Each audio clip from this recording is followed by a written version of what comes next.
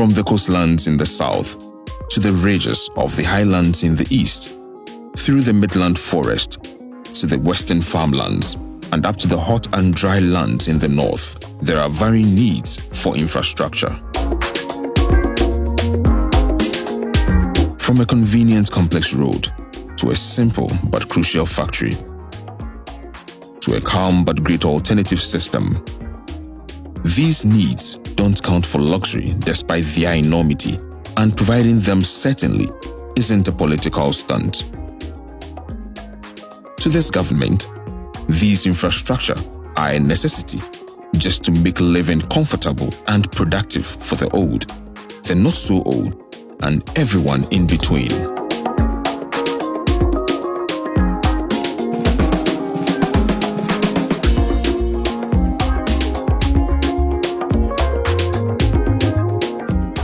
It is said that roads make a crucial contribution to economic growth and bring important social benefits. They are of vital importance to a nation's growth. In addition, providing access to employment, social, health, and education services make a road network crucial in fighting poverty. In the eyes of this government, any gap in our road network left unattended is a threat to our economy as a whole, no matter where the gap is. It is in this same spirit that this government penciled the year 2020 as Year of Roads, and despite the crippling global pandemic, this government remains committed to fixing and upgrading our roads. So far, over 32,800 kilometers of road constructions are already ongoing in various parts of the country. Out of this, 4,500 kilometers of road routine maintenance have already been completed. 130 kilometers of periodic re-graveling, spot improvement, and resealing works are completed. 170 kilometers of minor upgrading and drainage systems are completed. 5,170 kilometers of town roads have been completed in Tamale, Hohoe, Swedro, Takoradi, Yendi, Obuasi, Waliwali, Nalerigo, Kumasi, Gambaga, and 34 more other towns.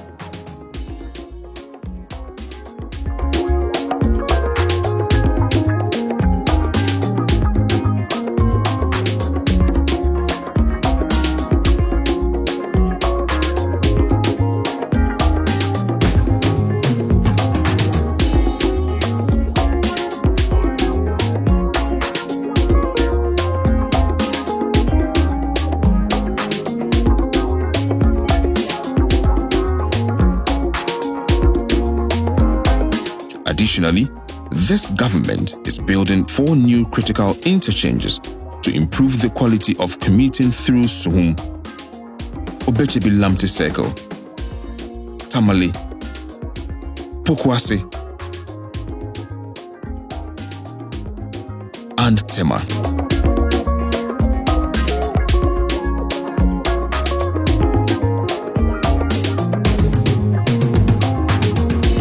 Bridges, the giver of way for roads to cross waters.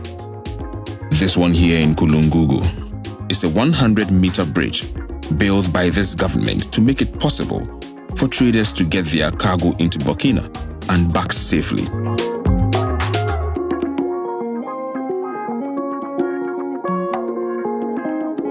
The government is building a similar one here in Garu and 5 more others in Kunkun, Ambalara, Doninga, and Sicily. Beyond these ones here in the north, this government is building 62 more of such critical bridges in various parts of the country to remove the lingering dangers posed by old, weak, and substandard bridges to make traveling on such roads safe and comfortable.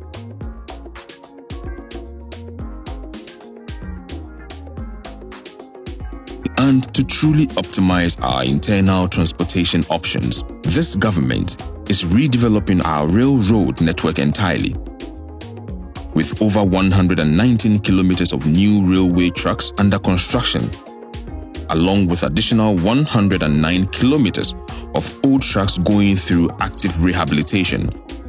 Additionally, The government is upgrading the Kumasi airport to an international airport to remove the inconvenience of transiting through the Kotoka International Airport anytime travelers from the middle and upper part of the country are traveling abroad.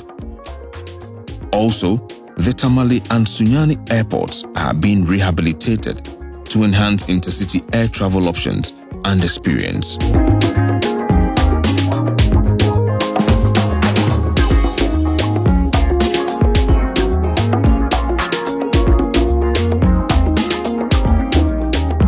While the sick have their hopes in a doctor or a nurse, the doctors and nurses depend on health facilities to deliver on that hope. And without this infrastructure, diagnosis can't even happen to allow treatment to begin. Because the government sees this clearly, it has built over 72 clinics plus 50 supplementary wards at different hospitals, increasing our hospital bed capacity by over 2,000 across the country. Also, in the government's unrelenting pursuit to improve rural healthcare delivery, it has built 482 community-based health planning and service compounds. And on the promise of enhancing emergency healthcare, the government has acquired and distributed 300 fully equipped ambulances to ensure that at least every constituency in the country has a dedicated ambulance on standby at all times. Yet, to this government, the evolution of emergency healthcare would not be complete without an impeccable mechanism to ensure a blink-of-time supply of critical medicines, vaccines, and blood to precise locations. And so, to complete emergency healthcare evolution for the good of the people, the government has committed to a thoughtful institution of 4 medical drone delivery centers, with one at Ominako for the southeastern communities, one in Rioso for the western communities, another in Impanya for the mid-country, and this one here in Vopsi for the northern communities. On average, these stations make 180 trips daily, delivering crucially needed medicines, vaccines, blood and test samples, and results to healthcare facilities located as far away as 80 kilometers from here.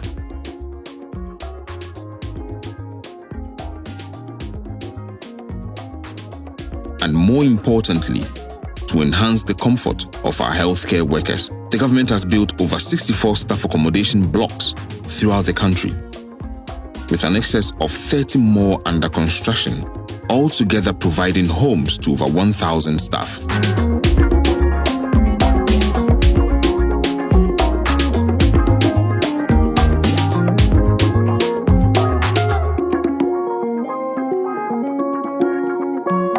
Electricity, the soul of machines, the spirit of a city, and the wonder of the village. Indeed, the need for electric power will remain insatiable. And this government knows it and has its hands all dipped into the job of generating enough of it for the people and the industries. This solar farm here in Gomwa Amenfi generates 20 megawatts of power and feeds it into the national power grid. Besides this, there are 3 more under construction in Lora, Kalio, Bui, and Kurugu, which together will generate 154 megawatts of electric power. Beyond solar, the government is building a hydroelectric dam in Chachado in the Volta region and another in Pualugu in the northern region with over 60 megawatts generation capacity.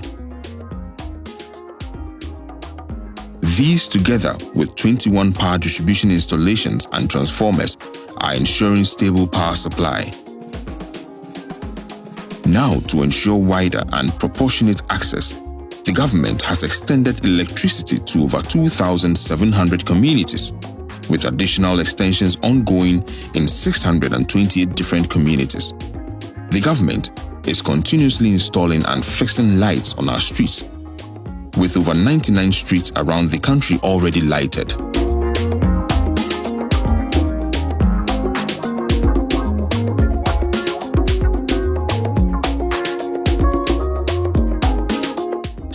fence. A reinforced stone wall built to keep the sea from running beyond the shores to disrupt the livelihoods and property in coastal communities. Like this one here in Anomabo, the government has built 4 more in different towns along the coast with a total distance of over 6,300 meters.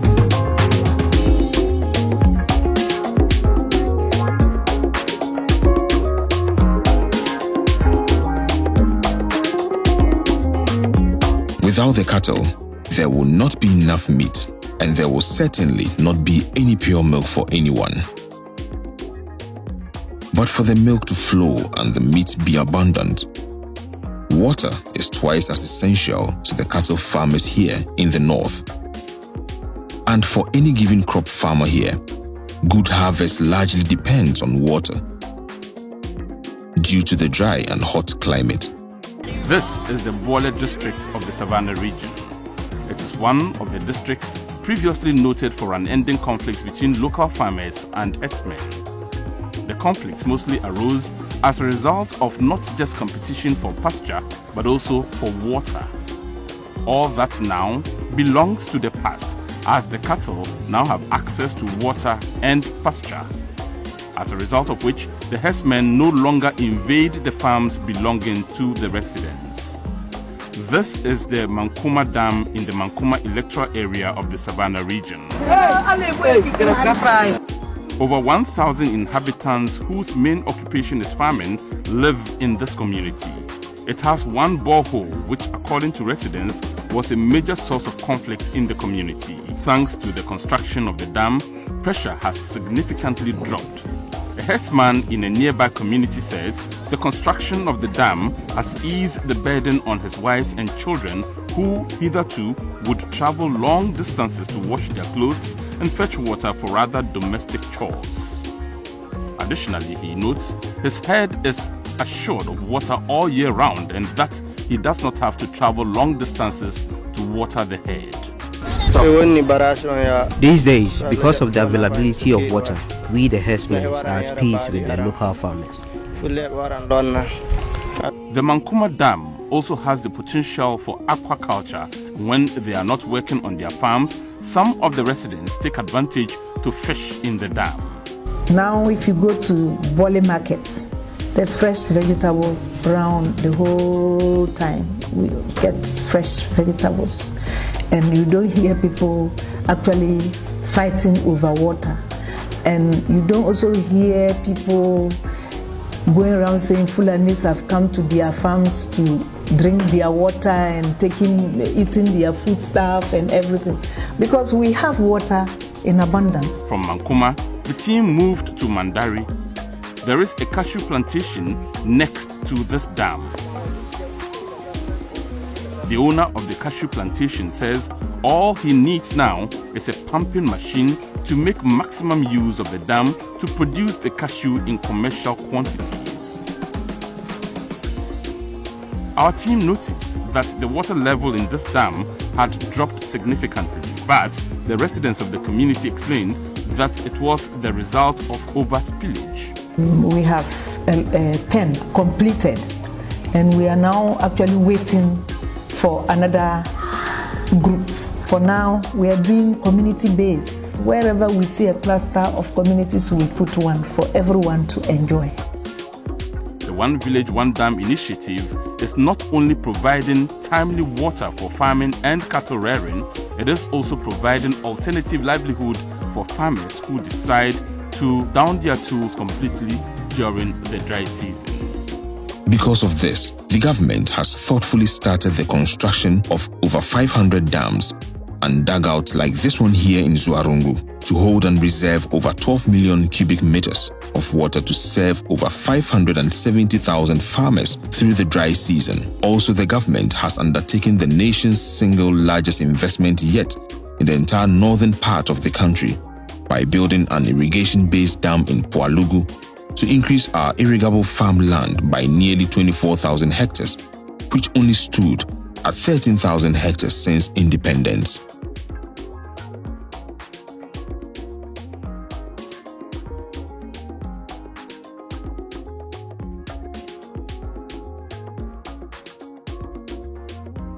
Beyond this, the government has reaffirmed its commitment to improving agriculture by creating 100 greenhouse farms to improve vegetable farming, plus over 100 warehouse nationwide with an average storage capacity of 100,000 metric tons to save over 2 million farmers who consistently would lose significant portions of their harvest to poor or insufficient storage facilities.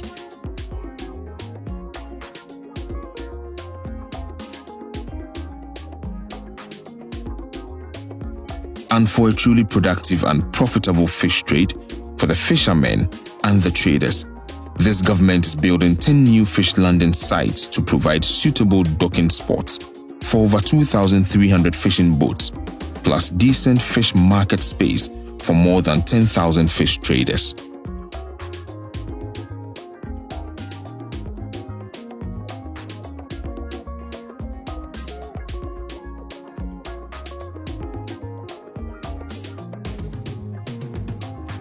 This is a market store complex. It has 48 separate stores, patronized by people from communities here and around Asante Mampong. Government is building 81 more others, with over 5,200 stores in between them, serving over 10,000 communities across the country. Also, this government has bridged the market access gap by undertaking 131 market complexes like this one here, and is additionally building 237 market stalls and sheds throughout the country. Further to all of that, this government is building 21 abattoirs, fish processing and specialized market facilities to enhance cleanliness and hygiene.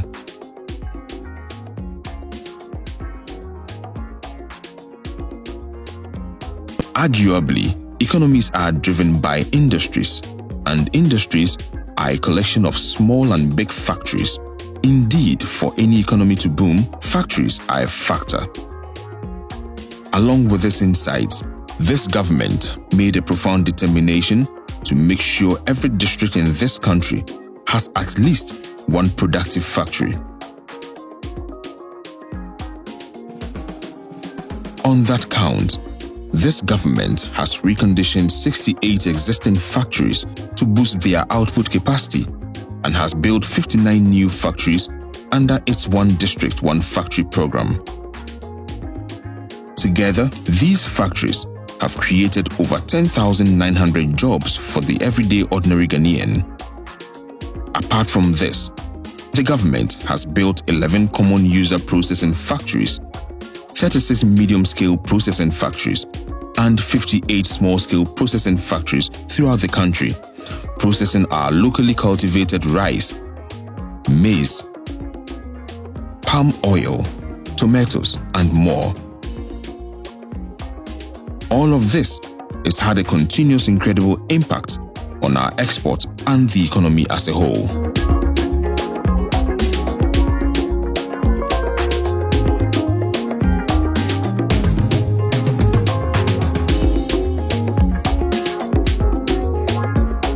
This is a community water reservoir.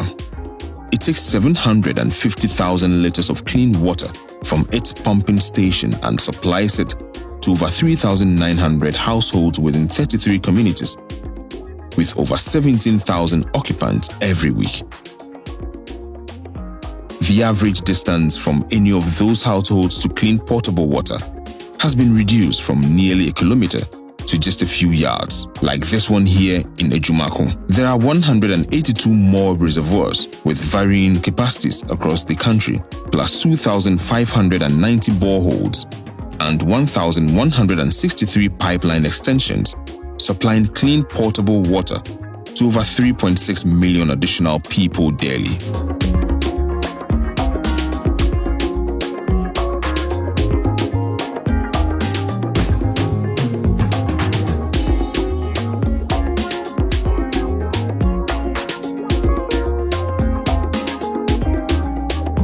Here is a 38-in-1 cubicle private water closet facility for a rural community in the Ashanti region. The government is building over 1,400 of similar facilities for communities with no or disproportionate access to toilet facilities in all regions, plus 200 multi-unit flushable latrines, and has distributed over units of 17,000 of Digni-Loo toilets.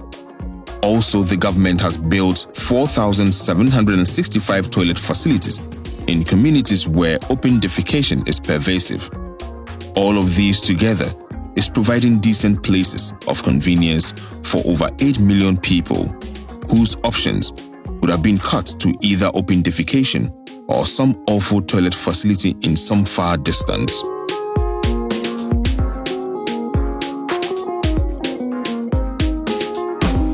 Youth.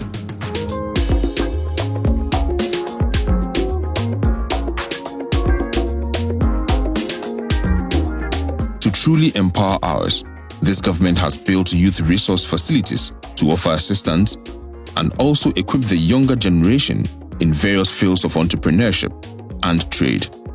This is aimed at making the average youth self-reliant and further enhance their capacity towards the future. Like this one here in Ahafo, the government has built 21 more around the country.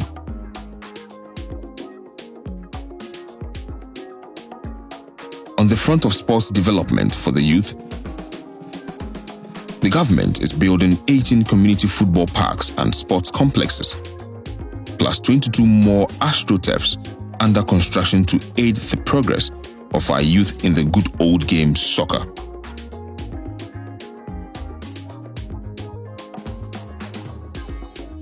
This building here at St. Thomas Aquinas Senior High is a 12-unit classroom block. This other one at Northern Star Senior High has 12, and this Osu Presby one has 18 classrooms. And all of that is just a scratch on the surface. The government has built over 1,000 of such classroom blocks in different schools across all the regions of the country, creating suitable learning space for over 450,000 pupils and students.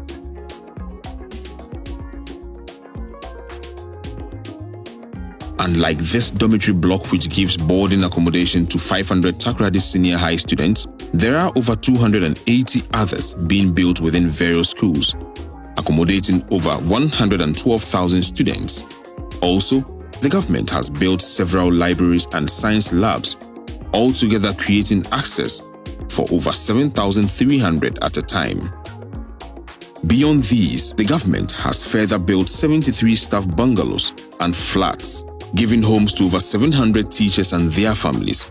Above all, this government is building 9 new senior high schools with science and computer laboratories, libraries, assembly halls, dining halls, and dormitories.